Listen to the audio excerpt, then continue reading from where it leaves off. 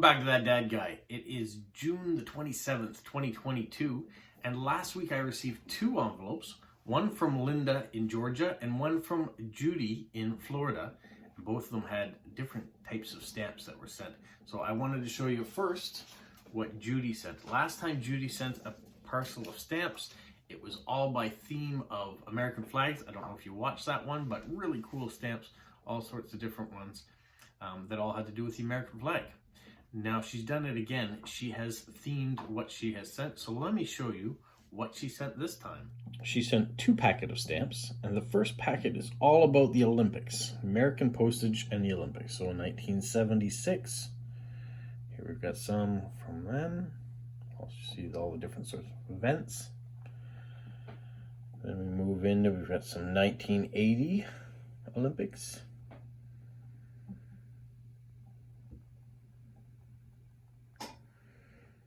We've got a 2010 when it was in Vancouver in Canada.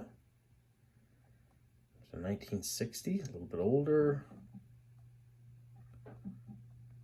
It's a bit more recent, 29-cent ones. These are the 1984 games.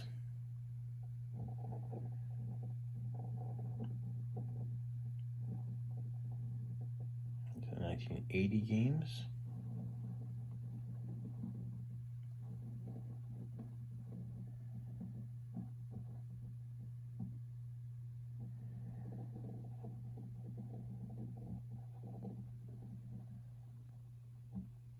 Another 84.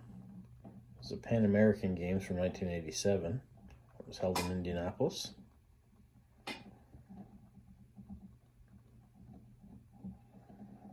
There's the 1988 Olympics when they were in Calgary.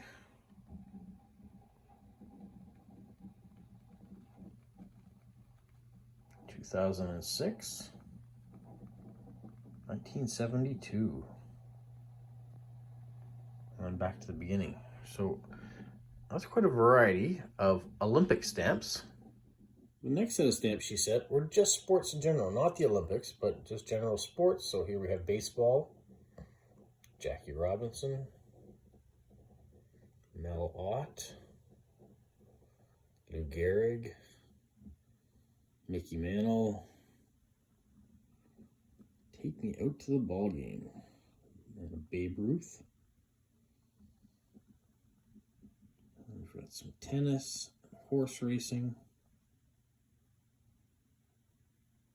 World University Games in Buffalo, some more baseball,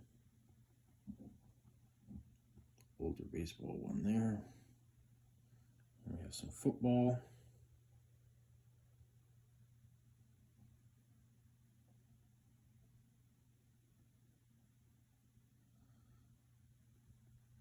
and down here, sorry, we have basketball, some boxing, and some soccer. So those are the general sport ones that she sent on. Thank you, Linda, so much for your generosity for sending on these stamps. Now, these are duplicates from Linda's collection, and she shared them with me so I can share them with you guys. So hopefully you guys enjoyed this video and got a chance to see some of the older sports and Olympic stamps that have been put out by the United Postal System. Now, the next thing I want to talk about is Judy's envelope. We're going to focus on these stamps first, and then I'm going to talk about the stamps that are inside, because Judy has been kind enough to do the research on the stamps and sent me some cheat sheets so I can tell you exactly what these stamps are about and why they were produced. So let's start with these ones first and go from there. I will do my best to hold this in place, but in 2006, the United Postal System chose 40 American natural and man-made superlatives, the tallest, the loudest, the oldest, the longest, the deepest, the largest, the windiest, the hottest, the fastest, to create a colorful set of stamps. So this first one, the Mississippi River Delta, America's largest delta, is located at the mouth of the Mississippi River in Louisiana. The Mississippi River Delta covers approximately 11,000 square miles, or about 1/4 of the state. The delta was formed over thousands of years as the Mississippi River slows to meet the Gulf of Mexico. Suspended particles sink and form the sediment that adds to the delta. The next one here, the tallest geyser, Steamboat. So the Steamboat Geyser is in Yellowstone National Park in Wyoming. It's recognized as the world's tallest active geyser. Although eruptions of 10 to 40 feet are common, the geyser is capable of sending massive plumes of steam 300 feet in the air. These infrequent major eruptions last 3 to 40 minutes, followed by powerful jets of steam lasting up to 48 hours. This next one, the Rainbow Bridge. The world's largest natural bridge, Rainbow Bridge in Utah, is an arch left after Bridge Creek eroded softer sandstone layers. The breathtaking arch is 290 feet tall and 275 feet across. The Navajo American tribe, Native American tribe that is, consider it a sacred symbol of the gods responsible for clouds, rainbows, and rain. For centuries, difficult access and a remote location kept the bridge hidden from the white man. In 1909, Native guides led the Douglas Cummings survey party to the landmark. And the last stamp on the envelope here, the longest mountain chain, the Rocky Mountains, which come into Canada as well. America's largest mountain range, the Rocky Mountains, extend north and south more than 2,000 miles. The Rocky Mountains form the Continental Divide, which separates rivers flowing west to the Pacific from rivers flowing east to the Atlantic. Lewis and Clark's exploration of the mountains in 1804 were followed by fur traders, Mormons, and adventurers. The first wagon train crossed the Rockies in 1832. So there's a small snippet of some of the tallest and largest and biggest wonders in the U.S. that came out in 2006. So thank you, Judy, for that comprehensive information on these 4 stamps. Now let me show you what else she sent. I thought it interesting that she sent these 4 stamps because one of these stamps actually showed up on one of my postcards last week. So this is A Century of Friendship. That's in the Scott catalog is 961. It's a 3-cent stamp issued in 1948. The city of Niagara Falls commemorates 100 years of U.S. friendship with Canada. The stamp pictures the old Niagara Railway suspension bridge.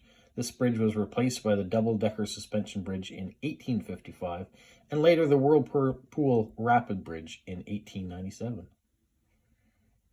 Well, those are some beautiful mint stamps. Well, this is the B&O Railroad, or the Baltimore and Ohio Railroad. Scott number 1006, 3-cent stamp. It was issued in February 28th, 1952. The city of Baltimore, Maryland. And it commemorates the 125th anniversary of granting of the charter of the B&O Railroad, which was the first common carrier railroad in North America. The stamp features the 1827 charter in the background with 3 stages of rail development in the center. These picture of the pioneer car, the first method of passenger travel, the Tom Thumb, the first steam locomotive put in service by the railroad, and the streamlined diesel train. What do you think? Kind of shows you the different stages of locomotion or train travel. Very nice. But she's not done. This block of 4 stamps, the Great Lake Transportation 3-cent stamp, is the Sioux Locks. Scott number 1069, issue date June 28th, 1955, from the Sault Ste. Marie in Michigan. On June 18th, 1855, the first ship passed through the Sioux Locks, which are also known as the St. Mary's Canal. The stamp depicts a ship in the background with an overlay of the map of the Great Lakes, Ontario, Erie, Huron, Michigan, and the Superior. Today they are the 4 locks, and an average of 10,000 ships pass through them each year, making them one of the world's busiest locks. Interesting. Right there on the border of Canada and the United States. The last block of 4 stamps that Judy sent were these ones here, the St. Lawrence Seaway, which has a Canadian connection as well. So these stamps were issued in 1959. It was the first stamp to be issued jointly between the United States and another country. The Post Office Department collaborated with Canada to release a stamp for the St. Lawrence Seaway. This stamp was issued in New York, while Canada's stamp was issued in Ottawa. And Judy asked, have you ever seen the Canadian stamp of this? And, well, I have. Here, let me show you. So here's the Canadian version of the same stamp that I just showed you that was jointly issued. I put the American version there, and here's the Canadian version that we have. Came out in 1959. It was a 5-cent stamp for us. And funny enough, that same stamp was misprinted as well. So there you can see the inverted one. Now I don't have that stamp. It's a little bit more rare, but if you do see it, let me know. So there you go. There's the Canadian version and the American version side by side that came out in 1959. So once again, I want to say a special thank you to Judy and Linda for their stamp contributions this week. I think it always makes it a little bit more exciting when you can see stamps from around the world. And when you got a little bit of history that goes with them too, makes it even better. So thank you, Judy, for all the work you've done in telling the history of each one of the stamps that you sent. And for the theming, Linda, fantastic once again for all the sports and Olympic themed stamps. Thanks so much for that.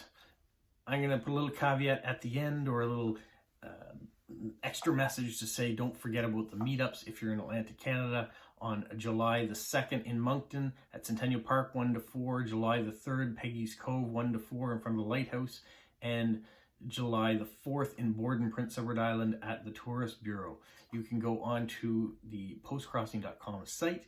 You can see exactly under the meetups these locations, and for the one in Prince Edward Island and the one in Peggy's Cove, you can actually click on whether or not you're going to it too, because limited spaces are available for those ones based on the location.